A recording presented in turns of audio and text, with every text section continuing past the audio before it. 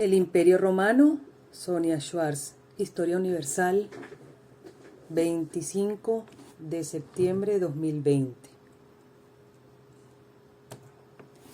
El Imperio Romano tuvo una duración aproximada de 500 años y parecía que sería eterno. Alardeaban que todos los pueblos del mundo seguían su cultura y ciertamente ese pueblo le legó al mundo las lenguas romances, por ejemplo, la ciencia del derecho o el derecho como ciencia, muchas de las tácticas y estrategias militares que se utilizan aún hoy en día, la organización del Estado como lo conocemos en tres poderes diferentes, la exaltación de las glorias nacionales, es decir, el nacionalismo en las obras, sobre todo en aquellas de gran tamaño, como el Coliseo, los acueductos, los caminos que conducen a Roma. Ciencias modernas, como la historia, como las matemáticas, la astronomía, entre muchas otras, la religión católica y el pensamiento práctico. Cuenta la leyenda, y no es sino la leyenda, que dos hermanos fueron abandonados a las orillas del río Tíber, y una loba los adoptó, los amamantó. Llegados a la edad adulta, estos dos hermanos ya estaban a punto de fundar una nueva ciudad cuando pelearon y Rómulo mató a Remo, convirtiéndose él en el primer rey de esta región, a la cual puso el nombre de Roma en su propio honor. Siguieron una serie de reyes de origen sabino, latinos y etruscos, que conformaban las civilizaciones italianas anteriores a el Imperio Romano. Siguieron la sucesión para el cargo de rey sin respetar la herencia del linaje, sino que eran elegidos por un senado, es decir, no era una monarquía, no era una república, era un imperio con unas características muy sui generis. El paso a la república constituyó el triunfo de una revolución social encabezada por un grupo de nobles, es decir, de los patricios. Sin embargo, Roma tuvo tres periodos importantes. En el primero, en el año 753 y hasta el 509, una monarquía en la cual hubo 7 reyes. El primero ya dijimos que fue Rómulo, después estuvieron Numa Pompilio, Tulio Hostilio y Anco Marcio, y finalmente Tarquino el Antiguo, Servio Tulio y Tarquino el Soberbio, quienes habían sido invasores de la región del Lacio y habían dominado Roma. En este periodo se forman la Asamblea y el Senado, que sembró un sentido nacionalista a todos los romanos, en contra de esos reyes etruscos, al grado de producir revueltas aristocráticas, que dan como resultado la instauración de una república pura. En el año 509 se funda esta república y este periodo se caracteriza por haber expulsado a estos etruscos. La aristocracia o patriarcado toma el poder político. Surgen entonces luchas entre estos patricios y entre plebeyos. En medio de eso se consolidan las instituciones republicanas y hay sublevaciones de esclavos. Finalmente se inicia la expansión de Roma como república por la península itálica, por el Mediterráneo y por el Asia Menor. En el año 27, ya esta república tiene características de imperio, porque anexó a la Dacia, a Rumanía, al sur de Gran Bretaña, a Siria y a Palestina. Estaba encabezado por el príncipe, que era también el jefe militar, era el jefe religioso y era el emperador. No lo sustituía sus hijos ni sus nietos, y esto causaba guerras entre rivales, lo que llevó al final a extinguirse. Entonces la sociedad romana estaba dividida en patricios, que era la clase dominante, y tenían privilegios. No pagaban impuestos, no iban ante la justicia, podían ejercer cargos políticos y eran los más cultos, eran los únicos que tenían capacidad para educarse. Luego estaban los plebeyos, que era el pueblo que no gozaba de todos los derechos ni de ningún privilegio. Y finalmente, en la base de esa pirámide estaban los esclavos, quienes no tenían ningún tipo de derecho ni privilegio porque simplemente eran propiedad de sus amos. Este grupo, conformado por hombres ricos, se refiere a los patricios, le dio forma a un sistema que les permitía controlar el poder político a través de 3 instituciones: asambleas, senado y magistraturas. Fue una época marcada por guerras de expansión y conquistas, por una parte, y por cambios políticos y sociales, por otro. Aquí podemos ver cómo Roma unifica política, económica y culturalmente al mundo mediterráneo. En cuanto a la política, pasó de ser una monarquía que ejercían los reyes a ser una república que se ejercía a través del Senado y los cónsules y los comicios, a luego ser un imperio donde solo el emperador tomaba las decisiones. Ese control del Mediterráneo se ejercía mediante el ejército, que eran legiones, tenían una unidad legal, que era el derecho romano, y este se ejercía en todos los pueblos que eran dominados, y una administración centralizada que daba esas órdenes. ¿A quién se las daba? A todas las provincias, a las diócesis, a los conventos, a la red jerárquica de los funcionarios y al sistema de impuestos. Y luego tenemos el inicio de la decadencia por 3 causas principales. 1, la crisis del siglo III. 2, la invasión de los pueblos germánicos. Y 3, la división del imperio en Oriente y Occidente. En cuanto a la economía, era de base agrícola y artesanal. La mano de obra la ejercían los esclavos como elemento esencial. ¿Qué favorecía poder tener una economía agrícola y artesanal? Pues que en Roma había la paz romana.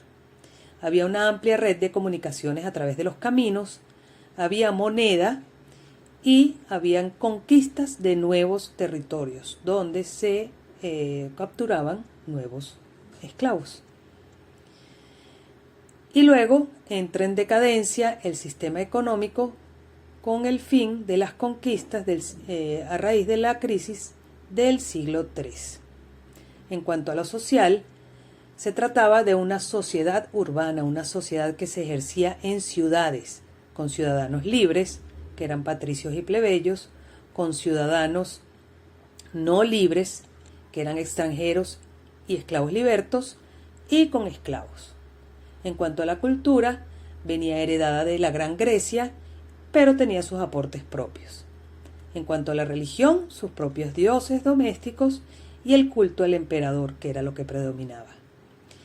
La que asimilaron de Grecia traía sus dioses como Júpiter, Saturno, Marte, Diana y Hera, y unos dioses aportados por ellos mismos como Ishtar y Mitra. Luego pasa el cristianismo, que al principio era perseguido, pues se los comían los leones a los cristianos, pero que luego pasó a ser la religión oficial a partir del año 380 después de Cristo. En cuanto a letras y ciencia, era una cultura con un desarrollo de derecho, historia, medicina, alfabeto y el idioma latín para toda la región. En cuanto al arte, obras públicas, anfiteatros, circos, esculturas, retratos, frescos murales y mosaicos. Tenemos aquí el mapa de la cuenca del Mediterráneo, donde en color fucsia está el territorio de Italia, que fue donde comenzó todo. Luego en el siglo III a.C. y en color rosa o rosado se anexan territorios de la península itálica, del oeste de la península ibérica, de una mínima parte del norte de África. Luego en verde las conquistas del siglo II a.C., donde integran a Lusitania, a Galia, Macedonia, Dalmacia y una parte del Asia Menor. Luego en marrón las conquistas de Julio César, que incluían a Judea, a Siria, a Sinope, a Nicomedia. Luego en verde las conquistas del siglo I, donde está Cirenaica, el norte de África, Numidia, una parte más occidental de Europa que incluía la Germania. Luego, en amarillo, las conquistas de Octavio Augusto, que incluyeron, como pueden ver, a Egipto, Alejandría, Memphis, a Galatia, Moesia, Noricum, Raetia y finalmente la máxima expansión del Imperio Trajano en color verde. La otra parte del norte de África, la otra parte de Asia. Tras una breve reunificación en manos de Teodosio, surge la división total y definitiva en el año 395. Teodosio otorgó una parte del vasto imperio romano a Arcadio y una parte a Honorio. Honorio recibió la parte occidental, pero fue tutelado por un magíster que se llamaba Estilicón, quien fue el auténtico protagonista de esta parte de la historia. Estilicón intentaba mantener unido al imperio de Oriente y de Occidente y no lo logró. A eso también se sumaban las aspiraciones de otros personajes como prefectos del imperio de nombres Rufino y Eutropio. Ambas mitades del imperio comenzaron a pelear entre sí y el principal problema era ocasionado por los godos, que a pesar de haber obtenido terrenos tipo feudo, seguían creando inestabilidad en Oriente. Esto hizo que Occidente entrara en un proceso de barbarización, porque esas aldeas, esas civilizaciones comenzaron a migrar hacia Occidente, en donde el ejército, incluido las escalas de mando, eran controladas por los bárbaros que se habían romanizado. La primera gran amenaza bárbara que encontró Estilicón fue en el año 400, cuando vándalos y alanos entraron en Retia y Nórica, y en el 405, junto con los ostrogodos, llegaron hasta el Valle del Po y la Toscana, donde Estilicón logró frenarlos, aunque estas dos no son las únicas de estas caídas. En el siglo V, tribus germánicas que son empujadas hacia el oeste, hacia Occidente, por la presión de los pueblos hunos comandados por el rey Atila, que venían desde las estepas de Asia. Las fronteras se dieron por falta de soldados que las defendieran, y el ejército no pudo impedir que Roma fuese saqueada por visigodos y vándalos. Cada uno de estos pueblos se instaló en una región del Imperio Romano donde fundaron pequeños reinos independientes. El emperador de Roma ya no controlaba el imperio, de tal manera que en el año 476 un jefe bárbaro, Odoacro, destituye al último emperador, Rómulo Augusto, de 15 años, quien tuvo que enviar sus insignias imperiales a Zenón, que era el emperador romano de Oriente. Este mapa muestra claramente la división del Imperio Romano de Occidente, donde las ciudades más importantes eran Roma, Rávena y Milán, y el Imperio Romano de Oriente, donde la capital era la ciudad más importante, que fue Constantinopla, nombre que recibió de Constantino. Este mapa del Imperio Bizantino fue luego el mismo mapa del Imperio de Oriente. Y allí se ven claramente esas tribus o esas migraciones o esas invasiones de anglos y sajones, de francos, de lombardos, visigodos, ávaros, búlgaros, persas y árabes, y de allí se comenzaron a formar reinos y posteriormente países con nombres similares. En color oscuro, rosado oscuro, está el Imperio Romano de Occidente del siglo IV. La transición entre amarillo y rosado es el Imperio de Justiniano, en la época de Justiniano, y luego el amarillo es el Imperio Romano de Oriente, luego de que Teodosio le otorgara una mitad a cada uno de sus hijos.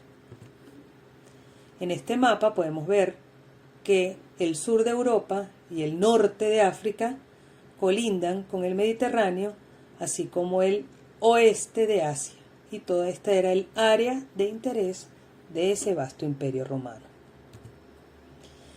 En Oriente, el emperador se había podido mantener, es decir, pudo mantener el imperio, lo que se conocerá como Imperio Bizantino, que fue fundado por Augusto y convertido en un imperio más medieval, con rasgos diferentes al Imperio de Occidente. Este imperio articulaba un amplio territorio, en donde se destacaba la capital, que era Constantinopla, antiguamente Bizancio, y solo en Bizancio o Constantinopla vivían 1 millón de habitantes. Mantuvo instituciones fuertes, a cuya cabeza se encontraba el emperador que ejercía las competencias fiscales, judiciales, militares y cristianas, en donde un patriarca de Constantinopla estaba, o al menos intentaba, estar a la cabeza de la iglesia, para que en un intento tratar de convertirse en lo que en Roma ya ejercía un papa, como cabeza de la iglesia de Occidente. En este mapa mental tenemos que la escasez de esclavos produjo un descenso en la producción artesanal y agrícola, y ese descenso de la producción dio como resultado dificultades comerciales, ya no fluía la mercancía y el dinero, y esto desembocó en un empobrecimiento. Estas fueron las causas económicas que dieron lugar a la crisis del siglo III. Del otro lado, tenemos causas políticas, que fueron el aumento del poder militar, el debilitamiento del poder público o civil y los ataques de los bárbaros. Esta crisis del siglo III motiva a la división del imperio, en Imperio Romano de Occidente y en el Imperio Romano de Oriente. En cuanto a Occidente, termina siendo invadido por los pueblos germánicos que venían huyendo de las tribus de los hunos. Y estos pueblos germánicos desembocaron en la creación de reinos independientes. Esto motivó el fin del Imperio Romano de Occidente.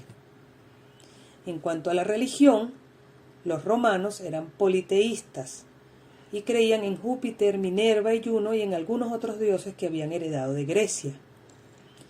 Pero en el siglo III, durante esa misma crisis, se adoptó la religión católica. Los católicos, después de haber sido perseguidos y echados a los leones, pasaron a ser una fuerza que ya desde antes habían demostrado tener aún en contra de la muerte.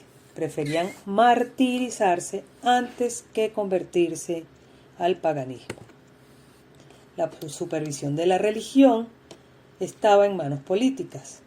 Los sacerdotes no eran los mismos que ocupaban los cargos políticos, y los cargos religiosos, al igual que todos los demás, quedaban bajo el control del emperador. Los colegios sacerdotales se vieron privados de su influencia en la toma de las decisiones políticas, y en su lugar debían reorientarse al servicio del emperador. Entre las cosas que Roma exportó al imperio, la principal de ellas era el culto al emperador. Todo giraba en torno al emperador. Fue la única intrusión romana en el campo del culto que se le toleró del mundo griego. Y este culto imperial atrajo a Augusto, posteriormente a sus sucesores, porque le permitía concentrar la lealtad de la gente de las provincias en la figura del emperador. Finalmente, triunfa el cristianismo, se adopta como religión y no bastaba con ser cristiano, sino que había que demostrarlo. Eso fue mermando otras religiones en todo el territorio del imperio.